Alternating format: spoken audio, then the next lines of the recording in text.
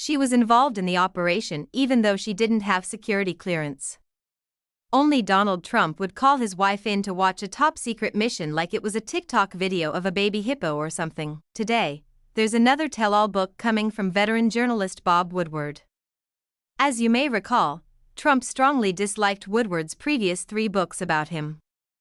Trump referred to Woodward as someone who had lost his edge and described him as slow, lacking energy, and boring. This new book includes some striking moments, including comments from one of Trump's close supporters, Senator Lindsey Graham, who said that visiting Mar-a-Lago is a bit like going to North Korea. It turns out comedians may be Trump's weak spot.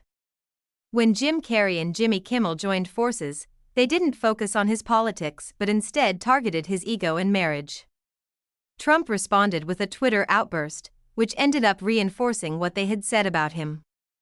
Unlike some other presidents who could laugh at themselves, Trump seemed to have difficulty handling jokes. It's hard to make sense of it sometimes. You think progress is being made, then something unexpected happens. But making a mistake about a candidate doesn't mean you're foolish or different.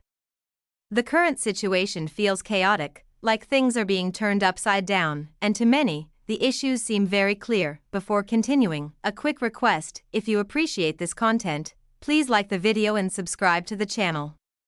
Over 98% of viewers watch without subscribing. It's free for you, but it really helps us out. Subscribed? Thank you. Now back to the video. Remember when Jimmy Kimmel appeared in a goth Al Capone-style outfit to criticize Trump? That wasn't just for fun, it signaled that he had something impactful to say. Kimmel clearly intended to deliver a powerful message. Right away, the audience could tell this wasn't going to be ordinary political humor. What made Kimmel's approach so effective was that he didn't focus on policies. Instead, he highlighted Trump's marriage, suggesting that was his weak point. Rather than diving into complex debates, Kimmel simply showed clips of Melania Trump at events. Her facial expressions said it all. The audience responded strongly when Kimmel joked that Melania might be calculating how long their agreement requires her to stay there while Trump spoke at the podium. The brilliance of the joke wasn't just about the agreement. It hinted at the business-like nature of their relationship, which some people believe exists beneath the surface. Kimmel continued by showing clips of Melania brushing away Trump's hand or making noticeable expressions behind him, which got a strong reaction from the audience. It's one thing to joke about a relationship, but having video clips to support it adds another level. Kimmel's biggest moment came when he compared Melania to someone silently signaling for help when cameras are present. The audience laughed because it echoed what many already thought. Then Jim Carrey took the stage. Before saying a word, his body language had the crowd laughing. As he got ready to perform his impression of Melania, the anticipation built. When he finally did the accent and walked the stage like a model, the audience was completely engaged. His portrayal of Melania as someone trapped in a situation for financial reasons, while Trump seeks a public image of success, was both humorous and sharp. Carrey targeted one of Trump's most sensitive points, his desire to seem successful in every part of life, especially in relationships. You have to speak up. This isn't a time to stay silent. You know, this isn't the time to get scared. You have to do what needs to be done. It's serious, but I want to express it in a positive way. I want to turn everything painful into art. You respond to the pipe bombs. Does that make you a great person? Apparently, I was threatened on Twitter. I didn't see it myself, but I heard there was some severed goat head and a see you soon kind of message. What was truly clever about the Kimmel and Carrey approach was their choice of target. They didn't waste time on policies or politics. They went straight for the marriage Trump tries so hard to present as perfect. And they did it without seeming mean-spirited. They were just pointing out what everyone already sees, things Trump tries to hide. While the comedy duo was having fun on stage, Trump sat in silence for exactly 3 hours and 42 minutes. His Twitter stayed eerily quiet, like the calm before a massive storm. Then, at 3 a.m., when most people are asleep, the dam finally broke. Our former president had a 12-tweet outburst that would rival any toddler tantrum. In the middle of the night, he called Kimmel unfunny and dismissed Carrey as washed up. Makes me feel good.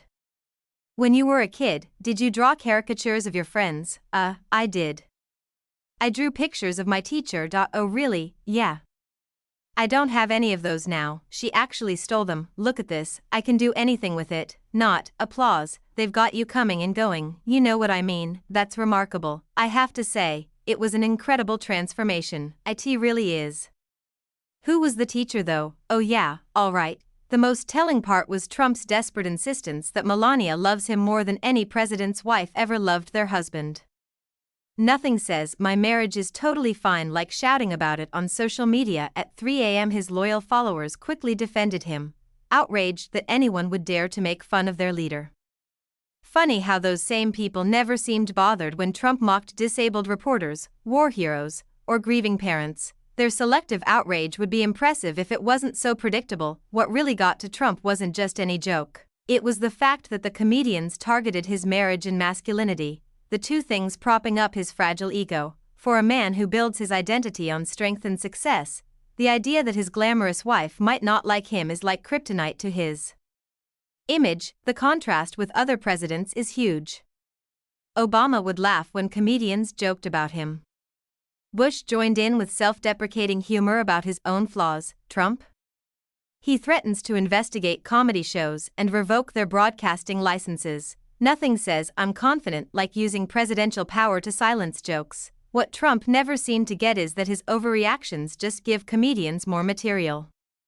It's a cycle, they joke, he reacts, they joke more, he reacts more, he could just laugh it off, the jokes would lose their bite.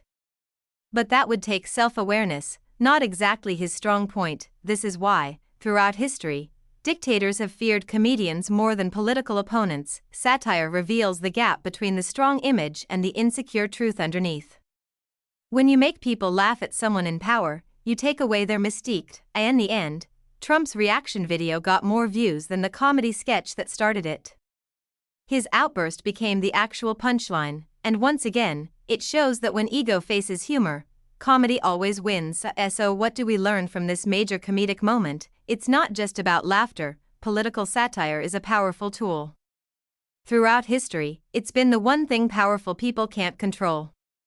It cuts straight through the images they try to create. Why Trump's little Twitter